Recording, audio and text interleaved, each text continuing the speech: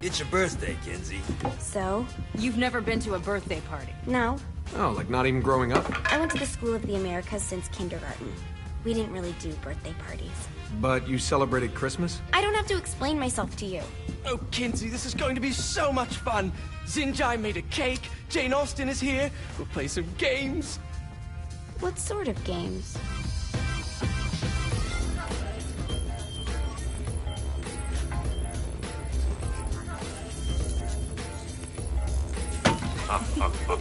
So you celebrate birthdays by trafficking with spirits? It's spooky and fun. It's a bunch of letters. It's tradition. Every slumber party has to involve a spirit board. Slumber party? How's it work? We ask it a question, and the spirit of the board will reveal the answer. How? Yeah, someone pushes the pointy thing to wherever they want. Wait. Can we go back to you and your slumber parties? No time. All right. Everyone put their hands on the cursor. Cursor. I feel the magic already. All right. Will the President/God Emperor for life ever choose a partner to reign alongside them? No. Ooh, someone's getting married. Shut up, Matt. Who will tame the president's wild heart? What are you guys trying to spell? I'm not moving it. That's the spirit, Kinsey. I'm serious. I'm not moving it either. Neither am I. Jezebel? Who the fuck is...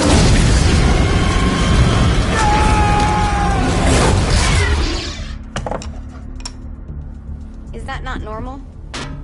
Where'd you get the board? I was going through Zignac's artifact collection and found it there. Who did it belong to? Alistair Crowley? Christ. Guys? I think it's laughing at us. Fuck this. I think you're a smart enough piece of wood to see where this is going. Now, you ready to cooperate?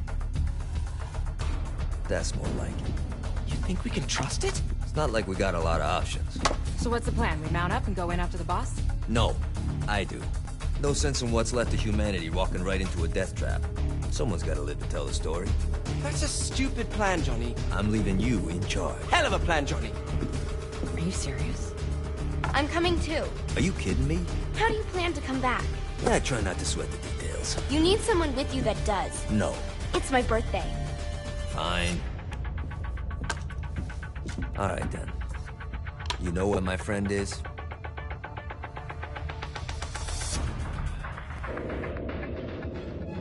True to its word, the spirit board opened up another portal and sent Johnny and Kinsey screaming into hell.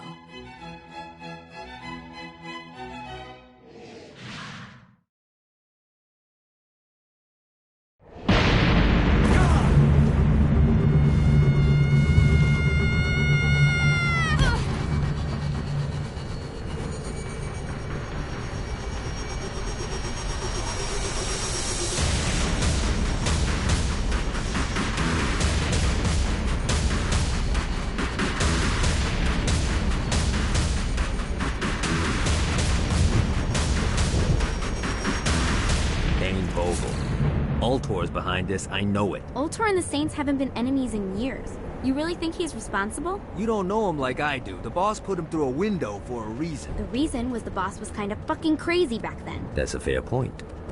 You know how much easier this would be if we just found a car? You know how much easier this would be if you just gave me a second?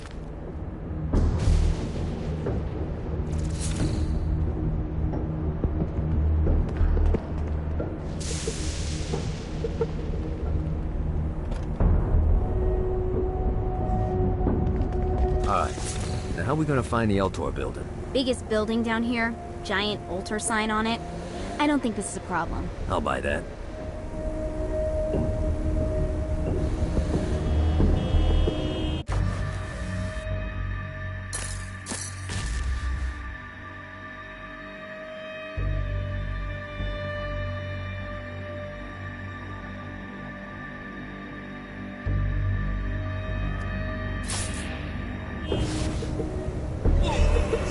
Anyone else want to turn?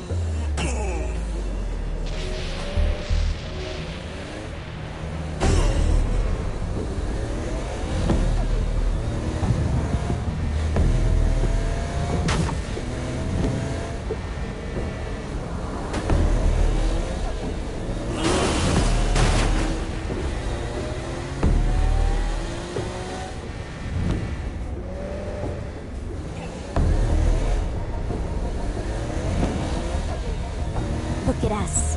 Kinsey Kensington and Johnny Gat driving together on a birthday adventure. Are you always this excited? Generally, I'm a misanthrope. I get it.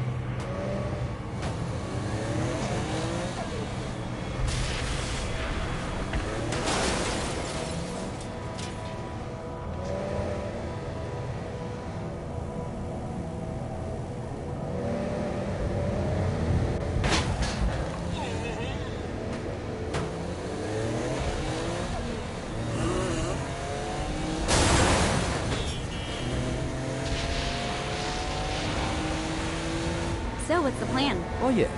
I'm gonna shoot him in the face unless he gives us the boss back. What if Dane doesn't have the boss? I'll probably still shoot him in the face. Gets easier every time.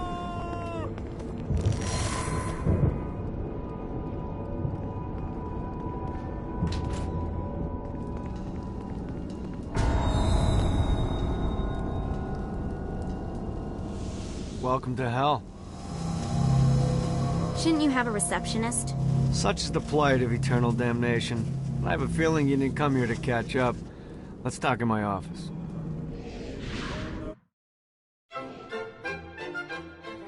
Not even death could stop the enterprising Vogel, who wasted no time in setting up an Ultor branch in the bowels of hell. Dane was eager to fill Johnny in on the ever-shifting politics of land rights in the underworld. But real estate mattered little to Johnny, who only cared where his friend was. Where'd you put the president? I've been trying to explain that. I didn't take them. Bullshit. You expect me to believe you just happened to be the first thing we see in hell? Maybe it's just me, but your thank you sounds more like an accusation. That's probably because he plans to kill you. Okay. I get the trust issues. Can I show you something? The pieces all came together. The president had caused more chaos and destruction than any other in human history. It was only natural that Satan would want them to marry his daughter. They needed a plan, and Johnny had one. I'm gonna shoot the devil in the face. I think you might be skipping some details. No, I said in the face. I like the commitment, but you gotta find a way to get close enough to him in the first place. When's the wedding? I'll just show up And then you'll shoot him in the face. Sorry, but it's a little more complicated than that. These things are tied to the soul. You won't be able to enter without one. So how do we get one? You get his attention. I know some places that are of particular value to the father of the bride. You hit those, you'll get your shot. Wait, why would Satan give out an invitation for destroying his stuff? Oh, he won't, but it should piss him off enough to get him to attack Johnny personally. Either the devil kills Gat and Ultor gets the construction contracts to rebuild what was destroyed, or Johnny kills Satan and I'll have to pay less taxes. It's pretty win-win. That's why you're helping us? To make more money in hell? Hell's what you make of it, sweetie. Works for me. What you got? All right. Satan had entrusted the day-to-day running of hell to 5 archdukes, and Dane knew how to find them all. But beyond that, not everyone in hell was content to go along with Satan's status quo. There were others who shared Dane's ambition for power, and the Ultor mogul knew that the key to unseating Satan lay in gaining their aid. But before Johnny set out to wage war against the Prince of Darkness, Dane had one final gift. An artifact that he had spent fortunes on. Lucifer's cracked halo. This holy relic granted Johnny the majestic wings of the Morning Star. However, he still needed help in learning how to use them.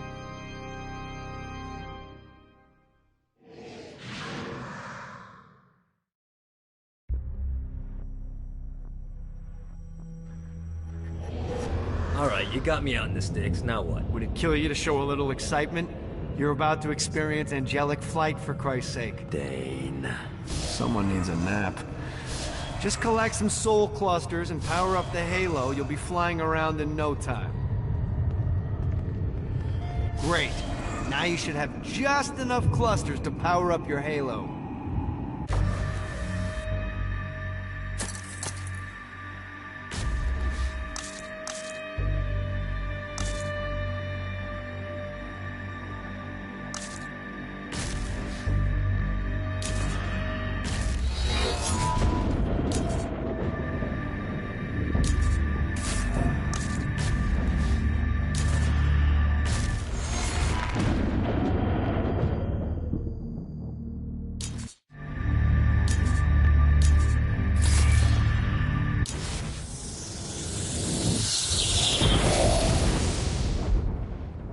Alright, let's start slow. Try to jump over to that next island. Also, the longer you charge your wings before jumping, the further you'll go.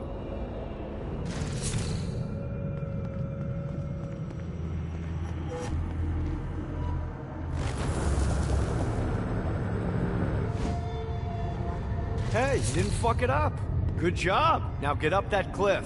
Don't worry, if something looks too high, just keep on jumping off the wall. Remember to charge your jumps if you want to get up the cliff faster.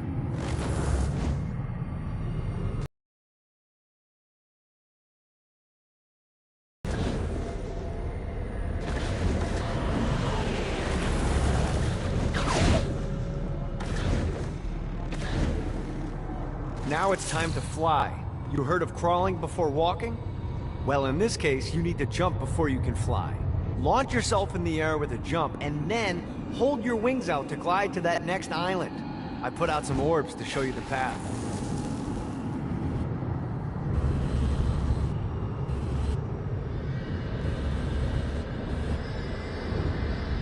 You'll have to dive to reach the next island. Do that by pointing your head down. Don't worry, the rest of your body will follow.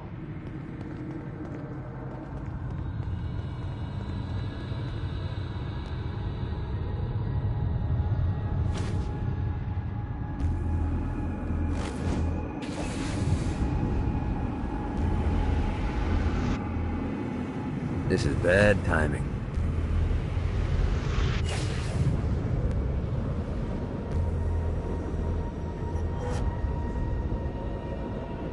Running out of juice. I put a shiny flap orb out in front of you. Collect the orb, and your wings will flap to gain speed.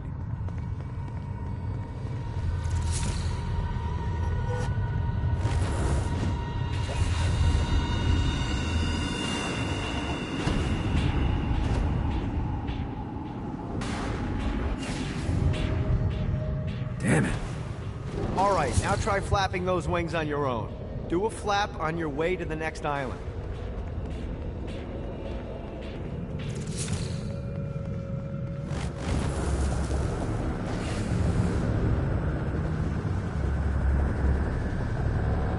Woo! The exact opposite of diving is climbing. Climbing will slow you down and eventually cause you to stall. And trust me, stalling sucks. You can flap while gliding to gain additional speed. So the faster you're going, the higher you can fly. Now try to reach the island up there.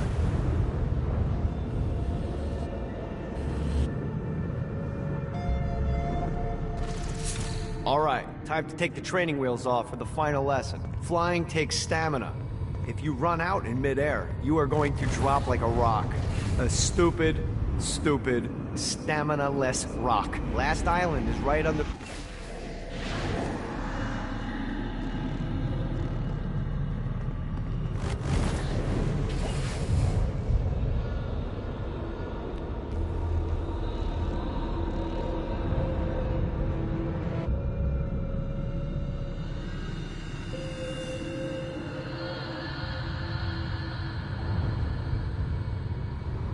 get you back to the Ultor building. I want to run through all the stuff you can do to hurt Satan. Sure thing. See you soon. Here's the deal. If you want some FaceTime with Satan, you need to get his attention. Now, Satan hates being challenged, so anything you do to undermine his control is good. Fraud, mayhem, shooting demons in the face, anything. You can keep track of Satan's wrath with this handy meter. Get it high enough and you'll be having drinks with Big Red in no time. I've compiled a list of shit to do, so take a look and do whatever sounds fun. Oh, one more thing. We have some potential allies down here. Trust me, you want to impress them.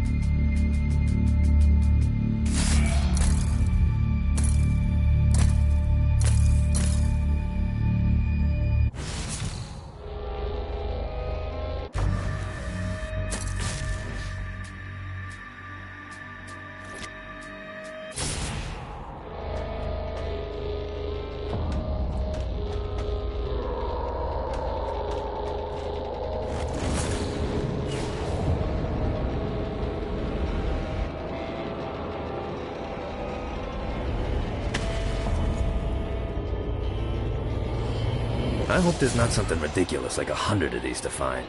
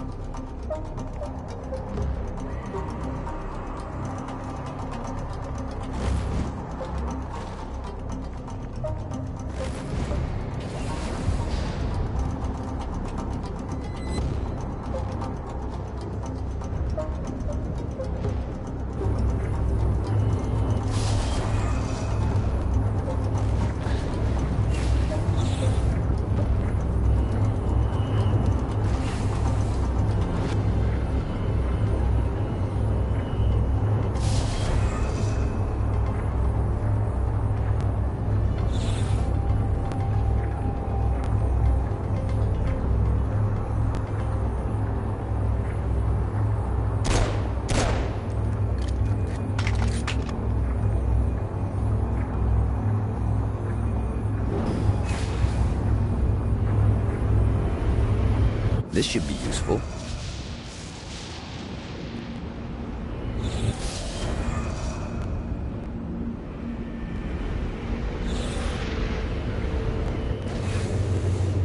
Running out of juice. A Damned Soul's Orientation Guide, Chapter 7. The Day to Day. Every day will be terrible.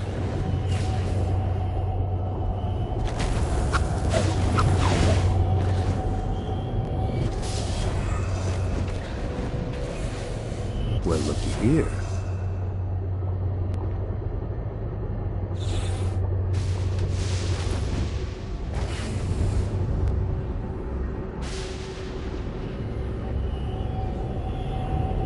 Damn it.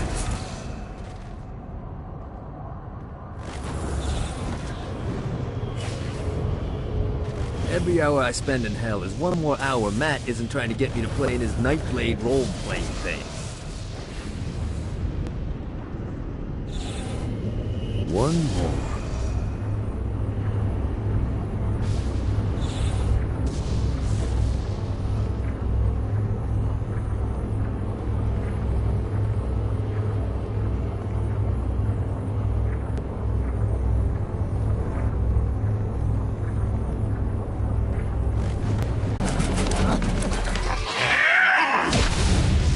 Get these damn things off my ship! I am the scourge of the seven seas. Yeah. You think I'm scared of you?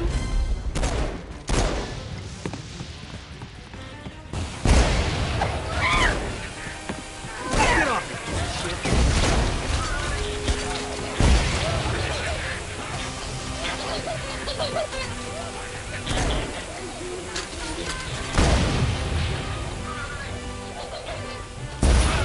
Scourge of the seven seas.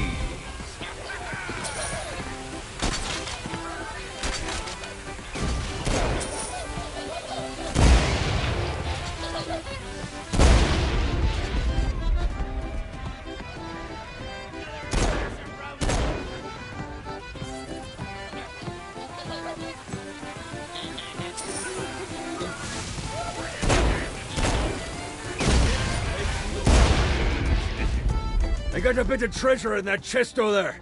The weapon you find inside may help with our little imp problem.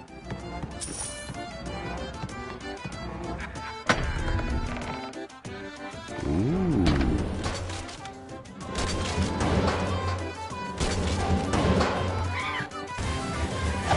No, not another one of these. You little bastard. Come at me, motherfucker. No, not another one of these.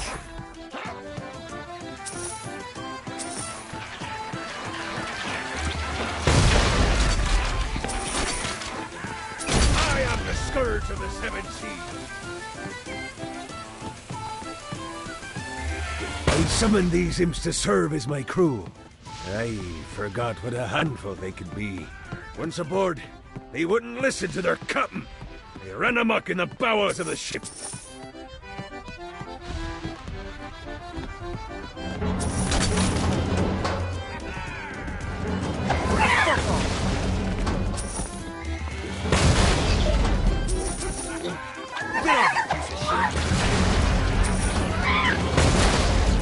Good God, they're swarming me!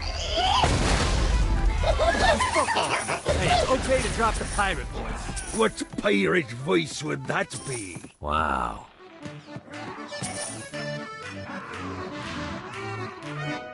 Zinyak's destruction of Earth had a profound impact on the afterlife. To heaven, it was a logistical nightmare. St. Peter's meticulous nature drove purgatory wait times to unbearable levels. Meanwhile, in hell, where souls in pain were used as currency, it created a new era of prosperity for the wickedly enterprising. This economic boon resulted in the coffers of hell to be overflowing, which in turn piqued the interest of the most notorious man that sailed the seven seas. Long had Blackbeard been a thorn in Satan's side, robbing tax collectors on a semi-regular basis. But the promise of an immeasurable fortune drove him to be even bolder. An arrangement was reached. Blackbeard would provide information on strategic targets in exchange for a share of the profit. Johnny, who was interested in murder, not money, happily agreed.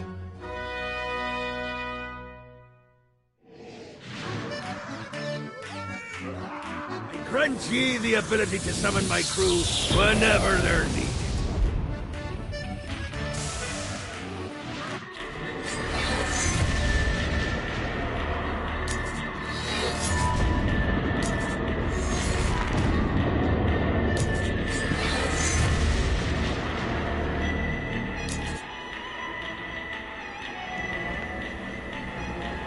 Dane and I go way back. Well, 6 years, which I suppose isn't terribly impressive, but for me it's pretty good.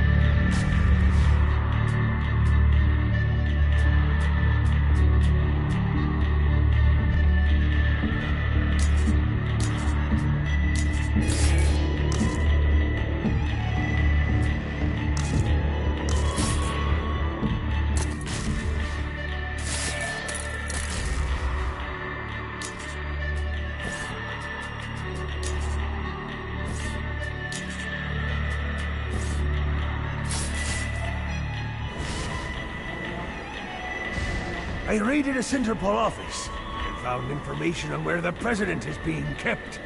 Evidently, they've been trapped in some sort of... All right, matey. It's time for your lesson. Let's summon me favorite scurvy-riddled hellion, the Imp. Why don't you start off by summoning an Imp to take out those enemies? There you go, matey. Now take down the other demon. Those little ankle biters are vicious. Now let's practice your aim. Take down the demons on the islands.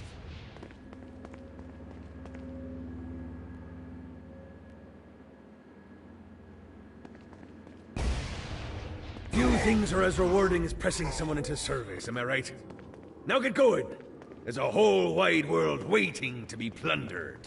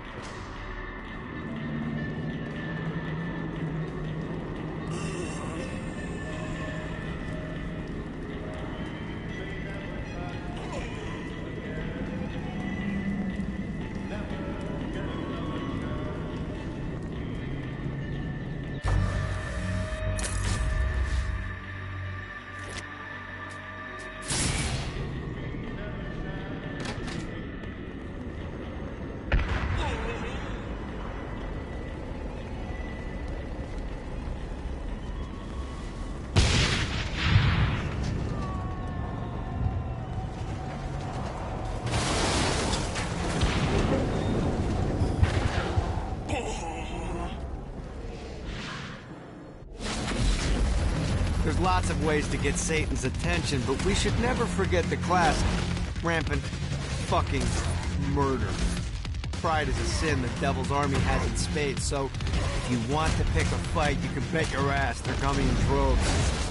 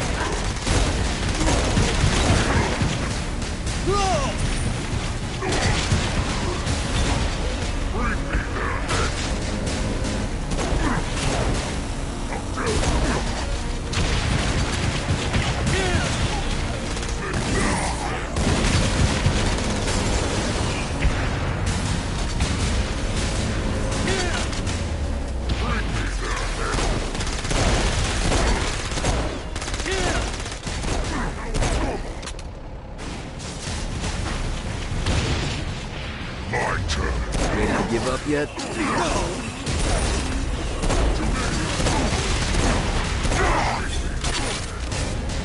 Great. More demons. The suffering begins!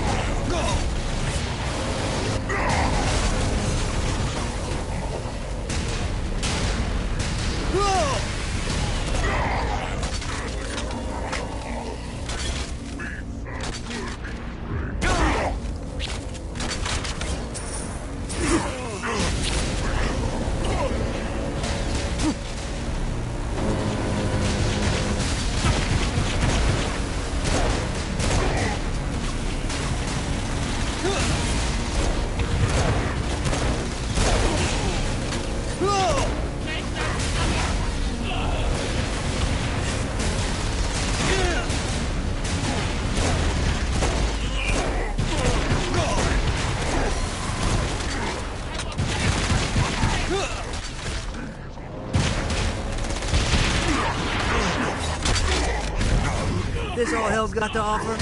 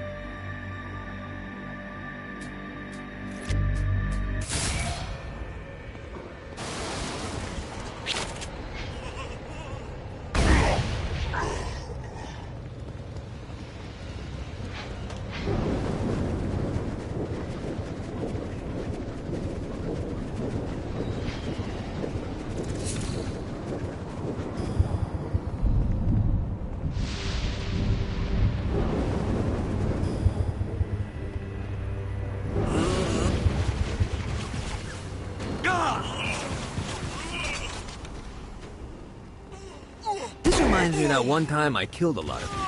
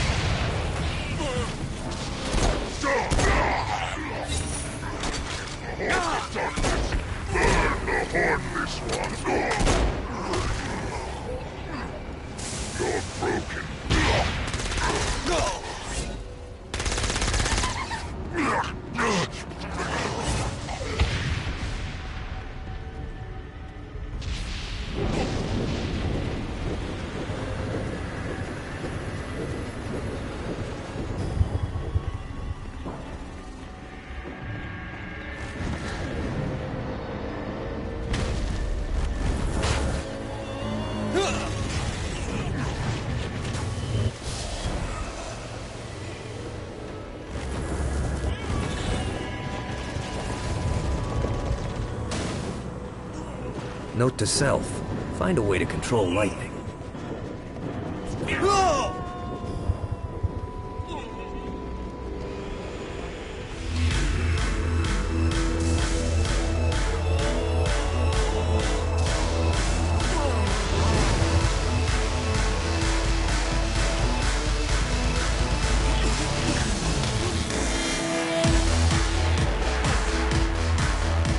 Lights up.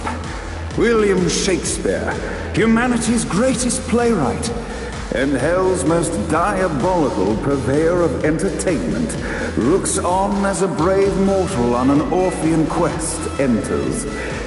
The bard's interest is piqued, and he looks to test his visitor's mettle.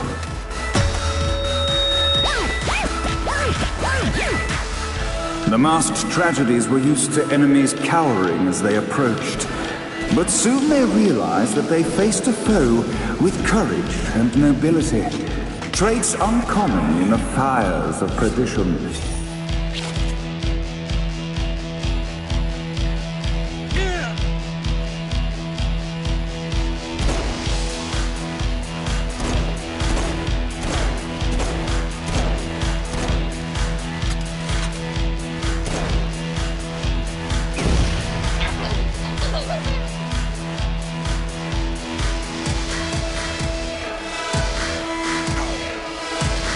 The inciting incident resolved. The time had come for rising action.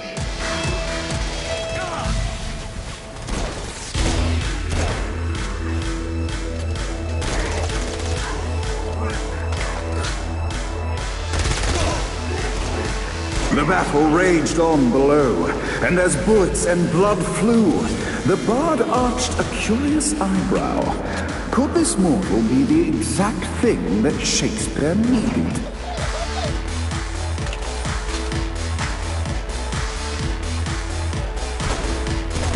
Who's next? This battle's far over. Arise! And now, Act 3!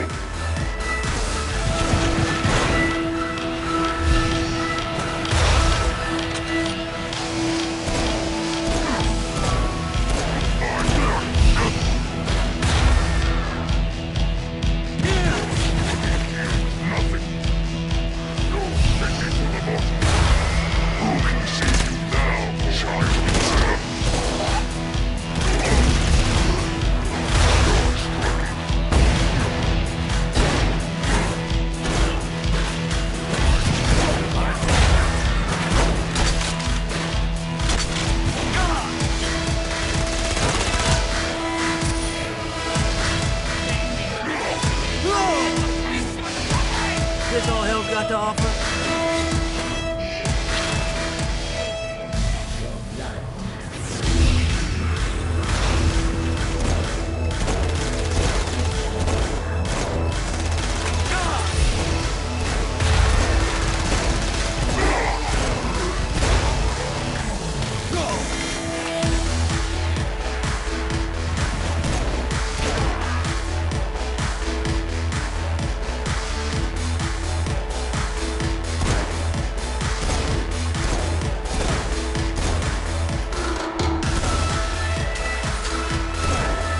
conflict resolved, Shakespeare eagerly awaited meeting the champion that dispatched so many of his men. Undoubtedly, they were here for the bard's aid, and while happy endings were not a thing found in hell, Shakespeare always had a soft spot for comedies. In the land of the living, William Shakespeare is regarded as one of the most prolific playwrights of all time. However, to the denizens of hell, the bard is seen in a far different light. After selling his soul for fame and adoration, Shakespeare served in hell as Satan's spy master general.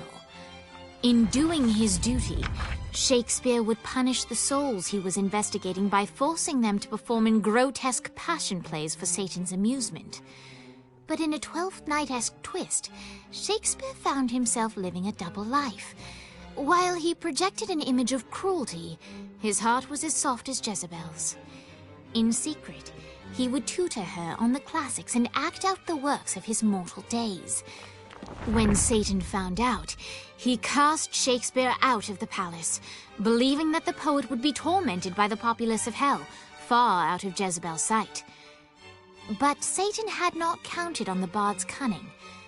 Embracing his persona of master torturer, Shakespeare and his followers, the tragedies, took root in the entertainment district, biding their time for revenge.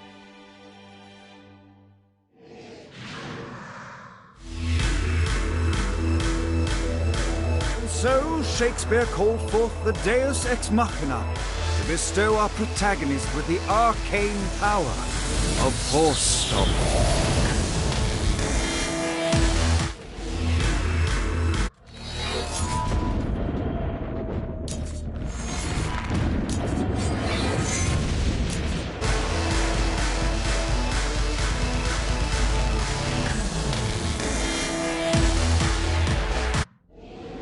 Lights up!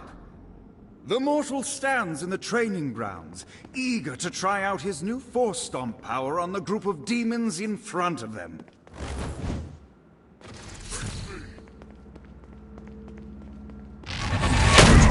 Scene 2, in which our protagonist kills more demons. Act 2, in which our protagonist is greeted by foul imps.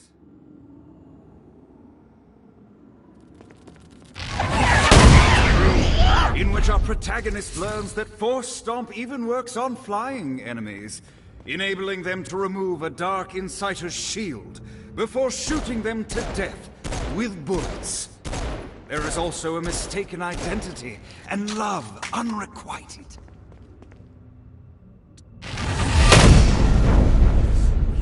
The day is won, and the curtain closes on our noble hero.